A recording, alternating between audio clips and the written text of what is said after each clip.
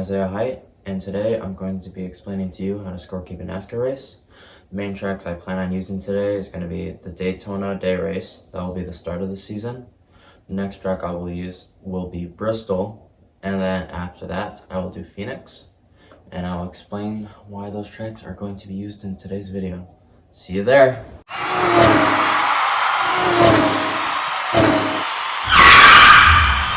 So a NASCAR race would be divided into 3 stages. It'll be stage 1, stage 2, and stage 3. Stage 3 is the final stage. Most occasions, stage 1 and stage 2, they are going to be the same amount of length. But stage 3 is usually going to be much longer than stages 1 and stage 2. The drivers who are running 1st through 10th at the ends of stages 1 and 2, they will all receive points. Starting with the driver who finishes first will receive 10 points plus 1 bonus playoff point. And then the driver who finishes second will receive 9 points, no playoff points, and it goes from second all the way down to 10th. 10th will receive 1 point. And for stage 3, the driver who wins the final stage, aka the race, they will receive 40 points plus 5 bonus playoff points, but also they will get an automatic ticket to the playoffs. So they're already in the playoffs if you win the race. The driver who finishes second, they will receive 35 points, and it goes from second all the way down to 35th. 35th will receive 2 points. Then from 36th all the way down to 40th, those drivers will each receive 1 point each. And then at the end, so there's 26 races in the regular season. Those drivers that are in the regular season, they will all receive, more like the drivers at the end of the regular season. So the top 16 drivers at the end of the regular season, those drivers will advance to the playoffs. All their points will be reset to 2,000 points. And the driver who finishes the best in the regular season standings, they receive 15 points. They also receive their trophy, and they are named and they're crowned the regular season champion. The driver who finishes second, they will receive 10 points, and this is in the regular season standings. Then it goes from 3rd all the way down to 10th will receive, from 3rd to 10th, they will all receive 8, all the way down to 1. So now with all this in mind, we can go to Bristol and we can talk playoffs. Can't wait to see you there. We're going playoff racing. Let's go. Bristol, baby! Yeah, I know. Doesn't really look like Bristol. That's okay. It's my game room, and it's still pretty dope. So, how the playoffs would work is we have 4 different rounds. We have the round of 16, round of 12, round of 8, and the championship 4. The round of 16, 8, the 16, 12, and 8, those are all the same. Championship 4 is separate.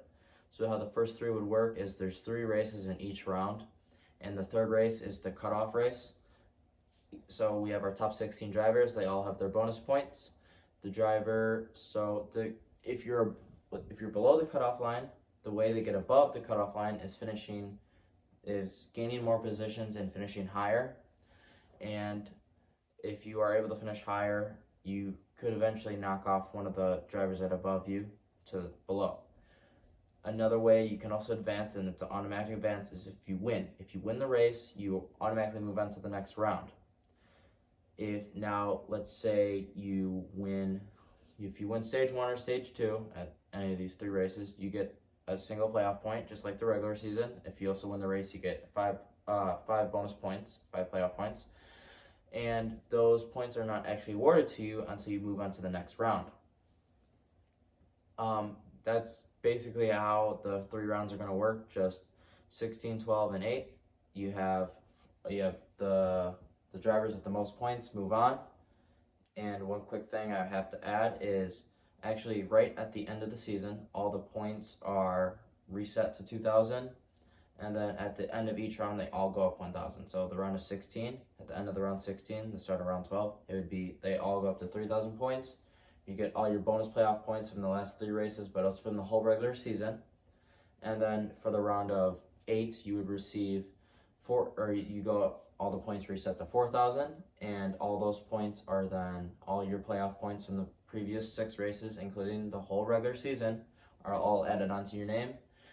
And then we can go to Phoenix now, finally, and we can finally talk about the Championship 4 and how awesome that race is.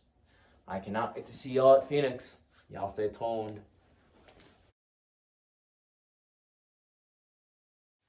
What up? What up? What up? Alright, so this is still my gaming room. But, so we can start talking about the Championship 4. We can also imagine this is Phoenix. It's obviously not Phoenix, and Phoenix Suns, y'all suck. So how the Championship 4 would work is we have our 4 drivers, and it would be the 4 top drivers who made it through the round of 16, round of 12, and the round of 8.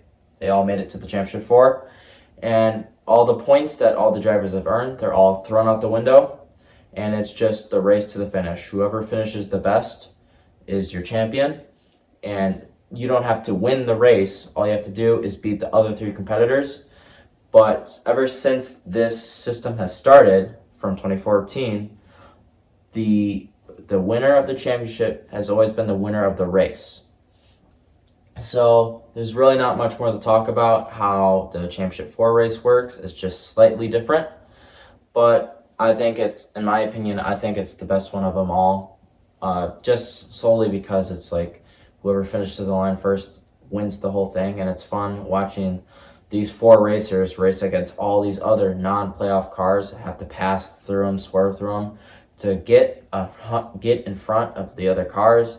There's also pit strategies where you have to get 4 tires, get full fuel.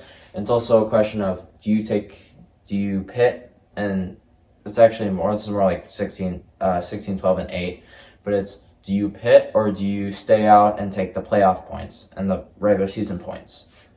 That's why I love NASCAR. I think if you're new to NASCAR, it's going to be extremely hard to understand. And I honestly wouldn't be shocked if you don't understand, because there's some things that I didn't understand until I just did my research about an hour ago. So it's really hard to understand, and it's going to kind of have to take a little bit of training and maybe even a little bit more research. But I'm Isaiah Height. This is my explanation how to Scorekeep a NASCAR race.